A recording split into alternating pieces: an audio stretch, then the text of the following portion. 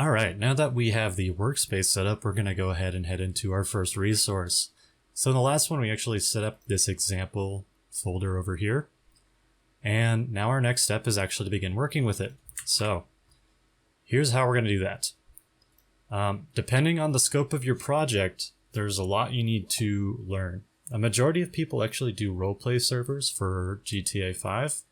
So we'll try to cater this course in that direction, but this will not enable you to get a full working server.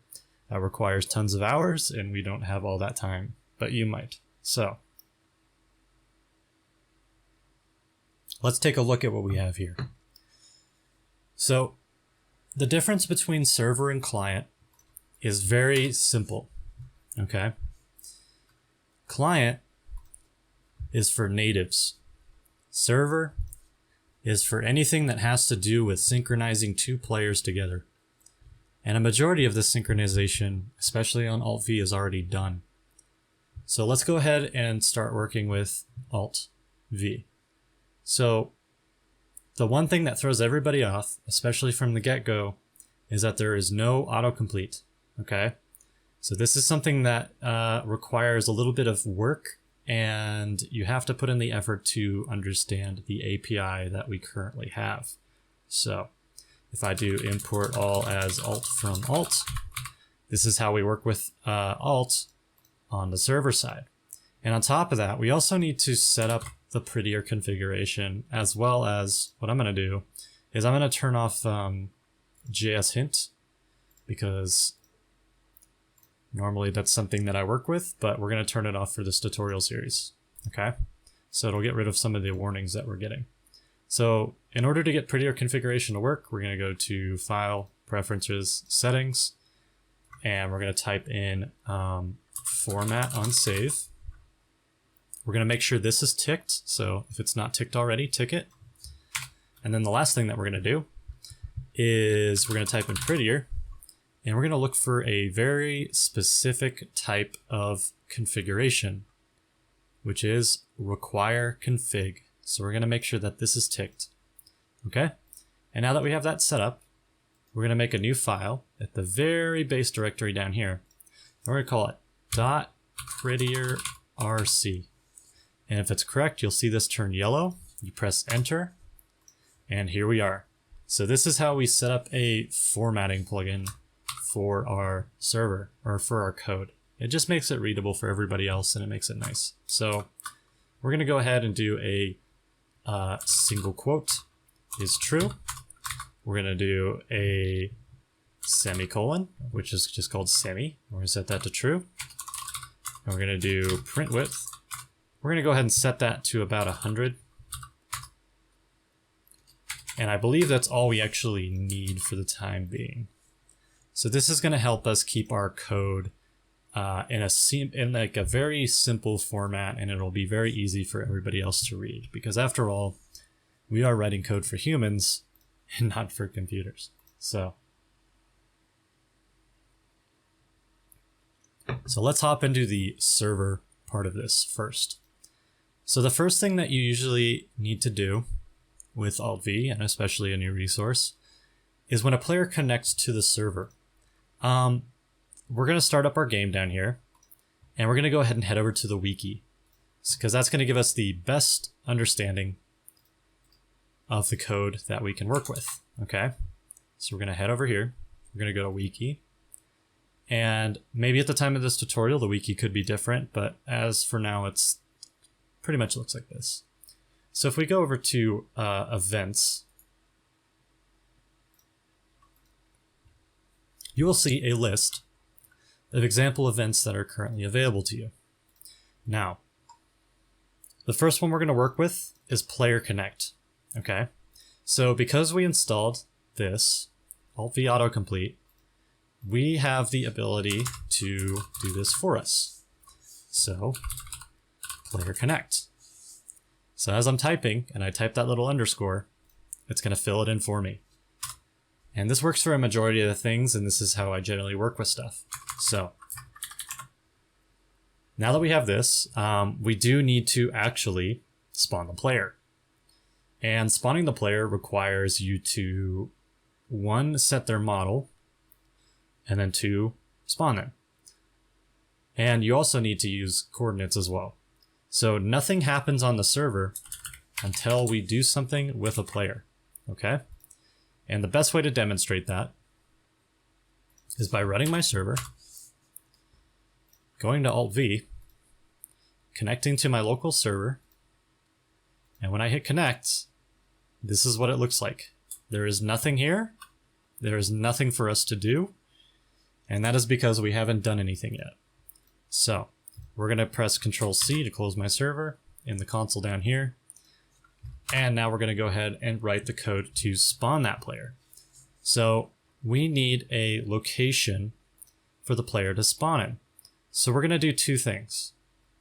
1, we're going to set their model. And then 2, we're going to set their location as well.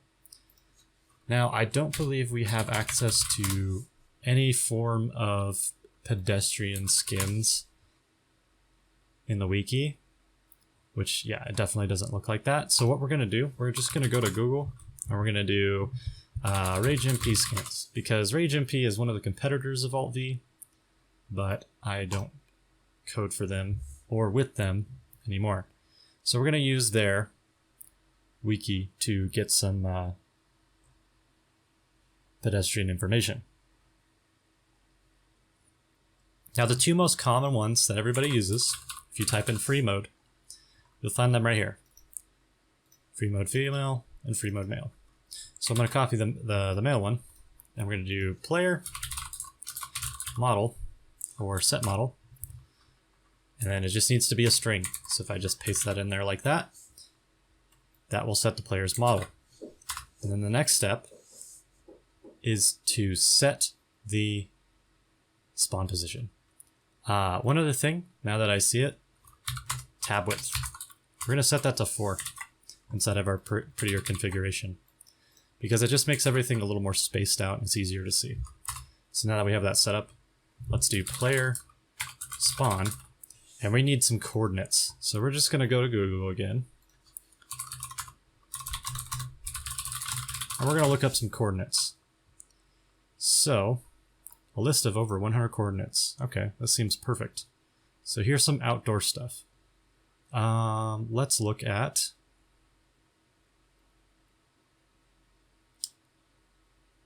Devin Weston's house. Okay, that sounds good. So we'll go ahead and grab this, and then we're going to put this in here. So it requires an XYZ coordinate and a millisecond parameter.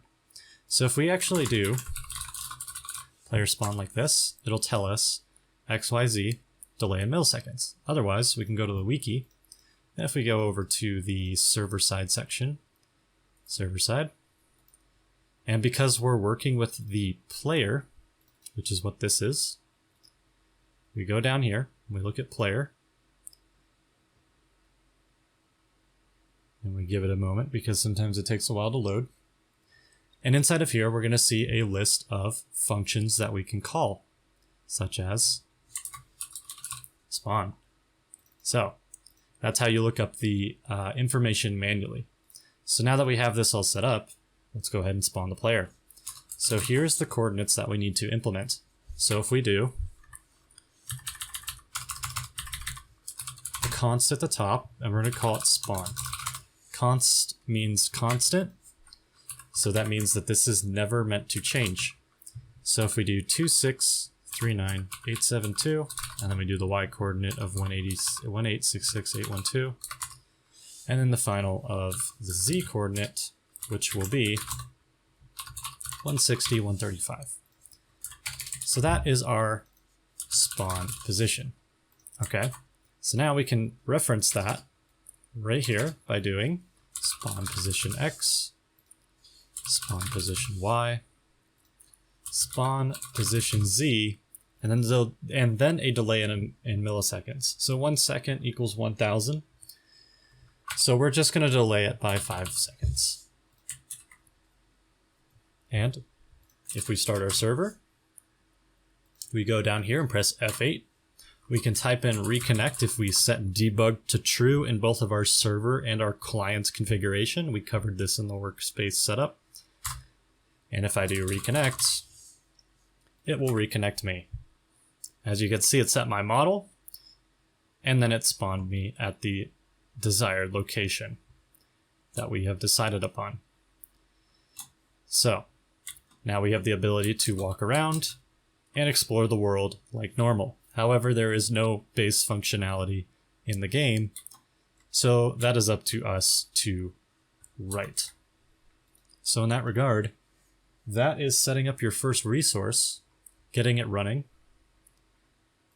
and we have now spawned the player. And we've also worked with our very first event as well. So, see you in the next tutorial.